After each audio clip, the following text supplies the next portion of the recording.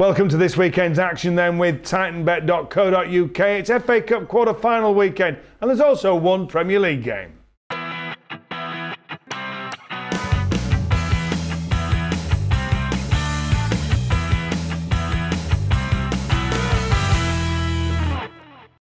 Well, it's FA Cup quarter-final weekend this weekend on Titanbet. Bradford take on Reading.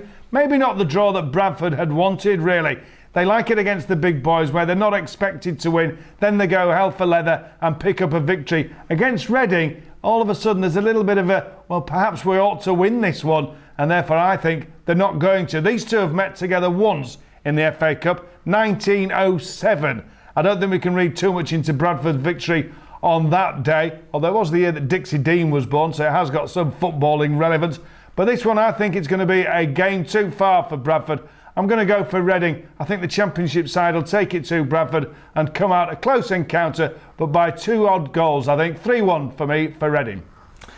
Yeah, I'd go against you on this one. I think Reading may just stumble again. Bradford City at home in the FA Cup, they're a very mean animal. They do concede goals. They've not kept many clean sheets, only 3 in the last 19 FA Cup games, but they are scoring plenty of goals in the FA Cup this season. 19 goals in their matches. That's an average of over 3 a game. So I think we can expect goals in the game, but I don't expect Reading to go through. They've not made the semi-final since 1927, and I expect that wait to go on a bit longer. Moving on then to later on Saturday, and it's a repeat of Tuesday night's clash between Midlands rivals Aston Villa and West Brom. Now that was an interesting game, wasn't it? Tim Sherwood picks up his first win for Villa. The Baggies played nothing like they have done in this great run they've been on under Tony Pulis. So are we going to see a repeat? Well, I don't think so. I think the Baggies are going to come out on top. The reason being, Villa still, of course, have almost 2 eyes over their shoulder looking at the relegation battle, whereas the Baggies are pulling away from that wrong end of the table. There's clear blue water between them and the bottom 3. I think they can afford a bit of a tilt at the FA Cup. So I'm going to go for, this time, a reverse of Tuesday's result, which was 2-1 to Villa. I'm going to go for 2-1 to the Baggies. Again, I'm going to go against you here, Nick. I think Aston Villa are riding the crest of a wave now. They've finally got that win under Tim Sherwood. Christian Benteke's ended his goal drought as well. He's got a goal, albeit a penalty, but it was a very coolly taken penalty. And I think we might see Benteke really starting to play his football now. He's got that monkey off his back. Aston Villa have actually got a much better record in these type of games against West Brom in the Cup. They've been drawn 12 times together, and Aston Villa have won 9 of those ties overall. And I expect that to continue here at home as well, with a good crowd behind Aston Villa. And I think the fans are really starting to rally behind Tim Sherwood's side now, where they were pretty much against them for most of this season when Paul Lambert was the manager. I think that will be a really big factor in Aston Villa winning this tie. Moving on to Sunday, and Liverpool take on Blackburn at Anfield at 4 o'clock. Well, Liverpool, they are the in-form team almost in Europe since the turn of the year. They cannot stop winning. They're flying. Daniel Sturridge is back up front. They've all sorts of choices across the middle. They won't have winger Jordan Ibe, although he's made a great start to his Liverpool career. He is out injured until March, but they're absolutely flying. Blackburn, but don't rule them out, Rovers, because they've done well in the past in this competition. This season they beat Swansea, they beat Stoke easily last time out. That was a great performance.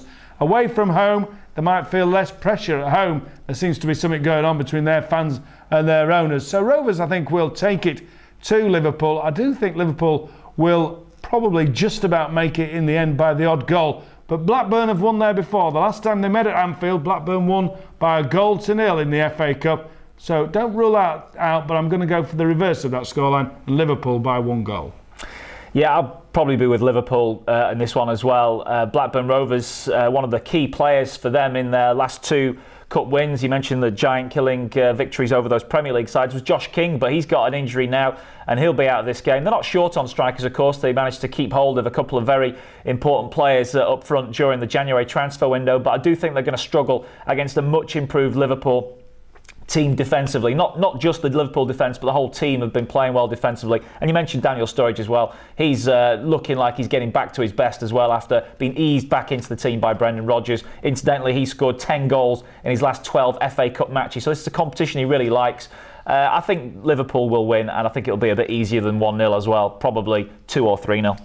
That takes us on to Monday night's game, the tie of the round, Manchester United against Arsenal. These two have met so many times in the FA Cup. And some of the great finals of years gone by have been fought out between these two. Who can forget 1979 when United were dead and buried with 4 minutes to go, only to score 2 in the last 2 minutes to make it level, only to see Arsenal run down the other end of the pitch and get a last-minute winner. That's the sort of thing we expect when these two massive heavyweights of the game meet on Monday.